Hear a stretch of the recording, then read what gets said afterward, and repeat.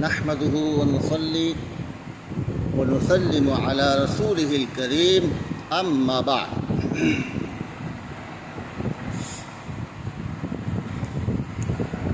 سلسلہ سیدنا معاویہ یا بنو امیہ کے نام سے متعلق چل رہا تھا. اب یہ باتیں کئی مرتبہ ہو چکی، سنی جا چکی، لکھی جا چکی، مگر میں نہ مانوں کا علاج کوئی نہیں.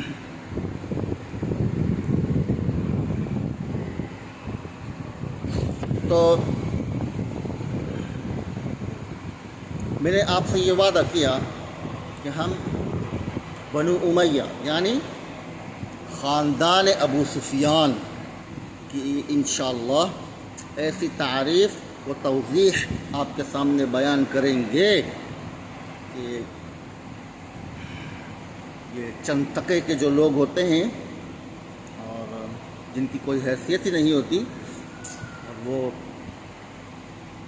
ان کا نام لے کر بڑی شان سے تبرہ کیے دیتے ہیں، ان پر حیرانگی ہوتی ہے ان کی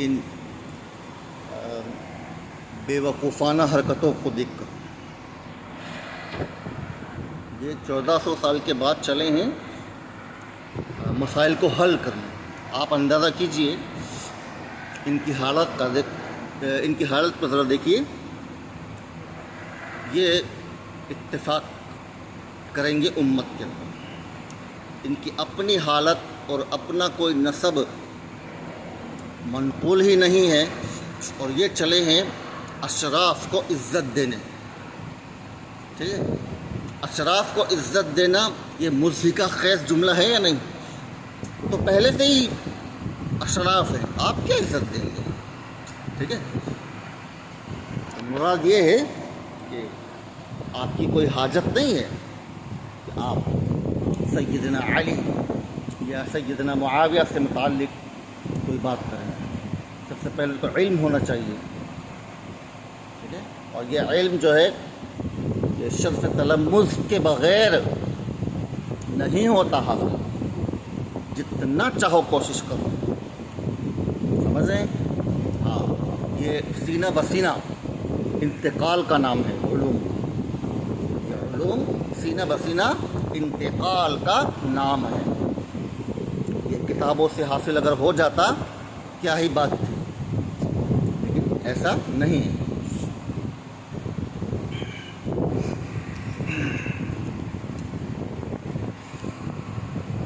میرے مزاج میں ذرا یہ جلدی ہے، یعنی تعجیل ہے کہ میں کسی بھی کام کو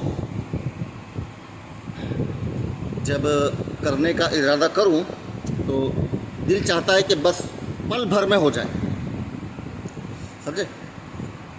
تو جو کام میرے متعلق ہوتا ہے تو وہ دوست احباب سب گواہ ہیں اس بات پر کہ اسی وقت اسی مجلس میں اس کو کیے دیتا ہوں. ہاں، اب جو کام دوسروں کے ذمے ہیں اب تو اس کا استحقاق تو میں نہیں رکھتا، اس لیے اس میں تاخیر ہو جائے تو کیا کریں، لیکن میرا مزاج نہیں. تو یہ جو عربی سیکھنا سکھانے کا جو شوشہ میں نے چھوڑا تو اسے کوئی معمولی نہ سمجھیں. انشاءاللہ جب کل انشاءاللہ جب اس کی کلاس شروع کروں گا تو پھر آپ دیکھ لیں گے کہ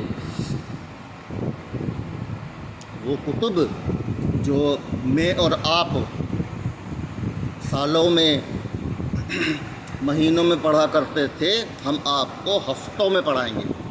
5G کا زمانہ ہے بھائی، 7G کا، 5G 6G 7G. ہاں، تو 7G کے زمانے میں اسلام بھی ذرا ایڈوانس ہوگا. یہ سنت اللہ ہے، یہ کوئی معیوب نہیں، اس کو معیوب نہیں سمجھنا چاہیے۔ پتہ نہیں کیوں ایسا ایک مزاج سب کا بنا ہوا ہے کہ کوئی کام ہو ہی نہیں سکتا۔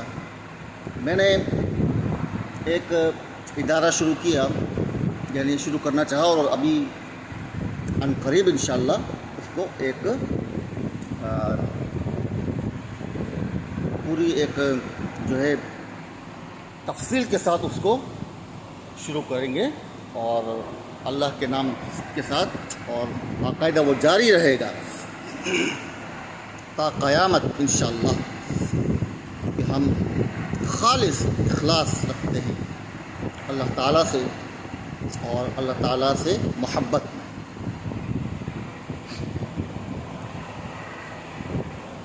تو میں نے سوچا کہ یہ بچوں کو حفظ قرآن میں 3 سال 4 سال لگانا یہ بہت زیادہ ہے۔ اتنی عمر میں تو انسان کیا کچھ کر لیتا ہے، اور یہ تعجیل جو میرے اندر پیدا ہوئی ہے یہ حضرت نانوتوی علیہ الرحمہ کی برکات ہے، سمجھے؟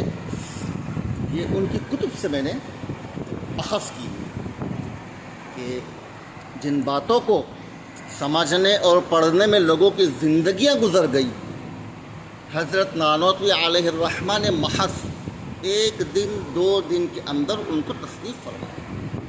کیا عالم ہوگا آپ کے علوم کا، سمجھے؟ کہ جس کے بارے میں حضرت انور شاہ کاشمیری رحمۃ اللہ علیہ دیوبند کے فرماتے ہیں کہ آپ کی کتب میں ایک کتاب ہے آب حیات، اس کو 8 مرتبہ پڑھی تب جا کر کچھ سمجھ میں آئی۔ ایسے بلیغ انسان تھے، اور حضرت تھانوی رحمہ اللہ فرماتے ہیں کہ ہم نے سرے سے استفادہ ہی نہیں کیا۔ وجہ معقول وجہ ہے کہ اگر ہم حضرت نانوتوی علیہ الرحمہ کی کتب سے استفادہ کر کے اس کے خاصیات، اس کے فوائد کو عوام میں عام کرتے تو پھر اس میں کافی ٹائم لگتا، کافی وقت لگتا، اس لیے ہم نے اس کو چھیڑا ہی نہیں۔ یہ ان کے کلام نے دیکھ لیجیے، اور مجھے تو بڑا تعجب ہوتا ہے ان حضرات کی ان باتوں سے، اور میں اپنے احباب سے کہتا بھی ہوں کہ یہ کیا معاملہ ہے۔ بہرحال جن کے بارے میں اتنے ہمارے بڑے بڑے اکابر علماء دیوبند جب اس طرح بات فرماتے ہیں تو مجھے بڑا عجیب لگتا ہے کہ میں پھر کس کھیت کی مولی ہوں کہ جس کو سمجھ میں آ رہا ہے سب کچھ، اور نہ سمجھ میں آ رہا ہے بلکہ اس انداز سے قادر ہے سمجھانے پر حضرت نانوتوی علیہ الرحمہ کی کتب کو کہ ہمارے دوست احباب اس بات پر گواہ ہیں کہ میں جس انداز سے، جس طریقے سے چاہوں انشاءاللہ ان علوم کو پھیلا سکتا ہوں، اور میں پھیلاؤں گا انشاءاللہ۔ مجھے اس سے کوئی غرض نہیں کہ حضرت شاہ صاحب نے اس کو سمجھا نہیں سمجھا، واللہ اعلم کیا معاملات ہوئے، ہمیں تو ان کی زندگی سے سب کچھ تو معلوم نہیں ہے نا، وقت بھی تو ہونا چاہیے۔ تو ہمیں اس قدر وقت ملا کہ ہم نے حضرت نانوتوی سے استفادہ کیا، اور ایسے مسائل کا استنباط کیا کہ جو غور و فکر سے بھی کافی دور تھے۔ بہرحال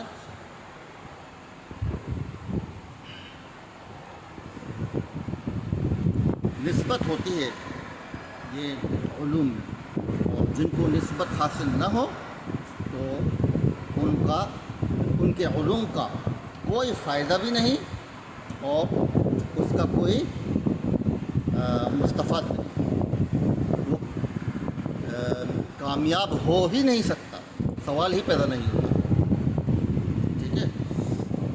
جو لوگ یہ بنو امیہ کا نام لے لے کر باتیں کیا کرتے ہیں، تو انہیں چاہیے کہ اپنے گریبان کو جھانک لیں، کیونکہ جب آپ عرب کی بات کرتے ہیں تو دو چیزیں آپ کی جانب متوجہ ہوتی ہیں، ایک فصاحت اور ایک نسب، ایک فصاحت اور ایک نسب، اس کا بڑا اہتمام رہا اسی زمانے میں، اور آپ اسی زمانے کی بات جو ہے آج کرنے چلے گئے، تو اس لیے مجبوراً ذکر یار کو دوبارہ چھیڑا گیا ہے۔ تو بھیا اب یہ باتیں ختم کیجئے، خدا را اس موضوع کو لپیٹ دیجئے اور حقیقت کو تسلیم کیجئے، سمجھے؟ شیطان ابلیس تھا، اگر وہ حقیقت کو تسلیم کرتا تو کبھی قیاس نہ کرتا، ٹھیک ہے نا؟ ہمارے ہاں ایک مغالطہ بڑا مشہور ہے کہ ابلیس جو ہے وہ عالم بھی تھا، عابد بھی تھا، عاشق نہیں تھا۔ کس نے کہا آپ کو؟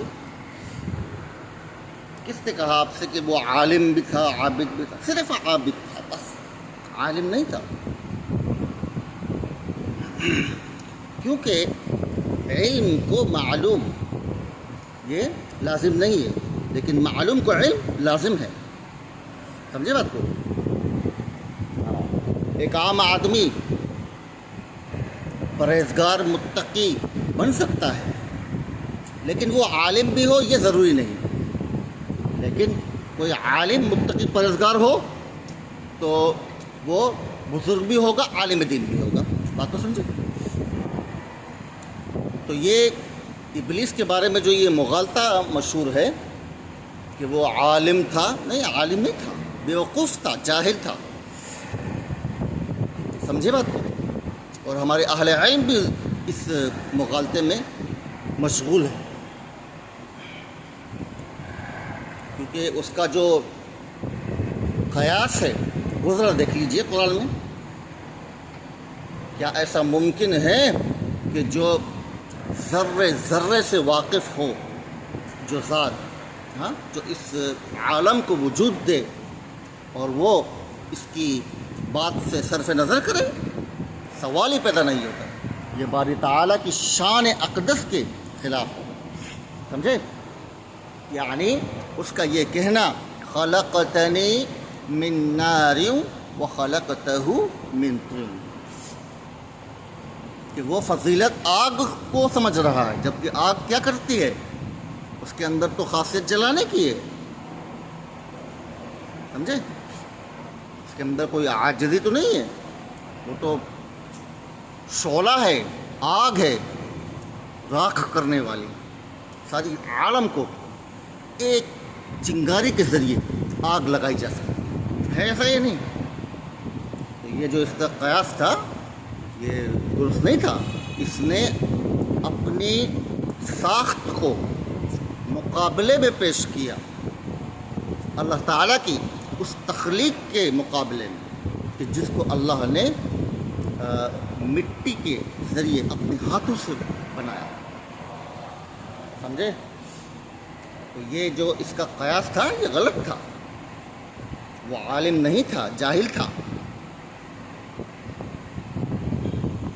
اس کی یہ بدبختی جو اس کو لے ڈوبی، تو اس کی امثال دنیا میں بہت موجود ہیں، ہمارے سامنے موجود ہیں، یہ مرزا انجینئر غامدی وغیرہ یہ یہی ہیں، آپ جتنا بھی سمجھا دیں ان کو، جتنا بھی، لیکن ان کی آنکھوں کے سامنے پردہ رہے گا، اور موت ان کے لیے کیا ہوگی؟ مصلح۔ اس کا تذکرہ میں نے اپنے مقالے میں کیا ہے، انشاءاللہ میں نے آپ سے پہلے بھی کہا کہ یہ جب منظر عام پر آ جائے گا انشاءاللہ تو پھر آپ اس میں دیکھیں گے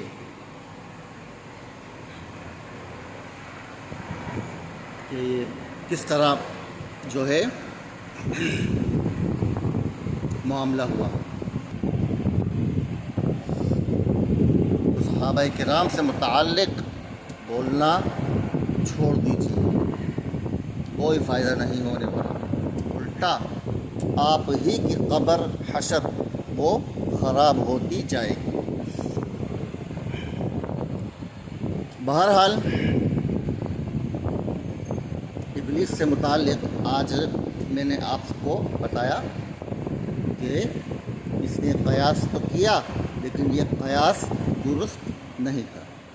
ٹھیک ہے، آگ کے اندر وہ صلاحیت ہے جو تخریب کاری کے لیے استعمال ہو، تو اس کا یہ استدلال بہت غلط تھا.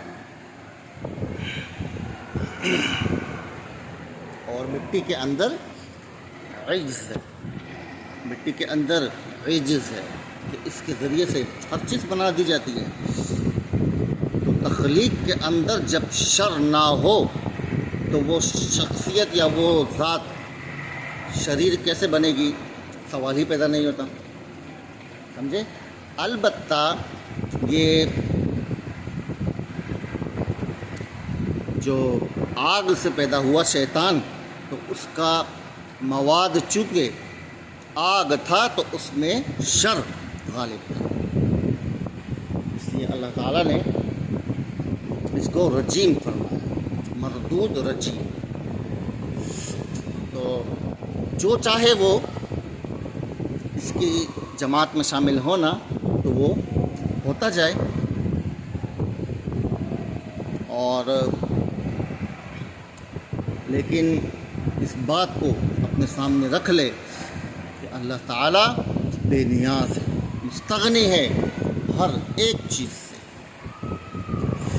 تو سیدہ ہندہ، ان سے متعلق کچھ مختصر میں نے آپ کو بیان کیا. یہ بڑی جیدار خاتون رہی، اور فتح مکہ کے دن جن لوگوں کا خون ہدر کیا گیا ان میں ان کا بھی نام شامل تھا. سمجھے؟ ہاں، لیکن آپ نے نہایت، میں نے کہا نا آپ سے، قائدانہ صلاحیت تھی ان کے خاندان میں، قائدانہ.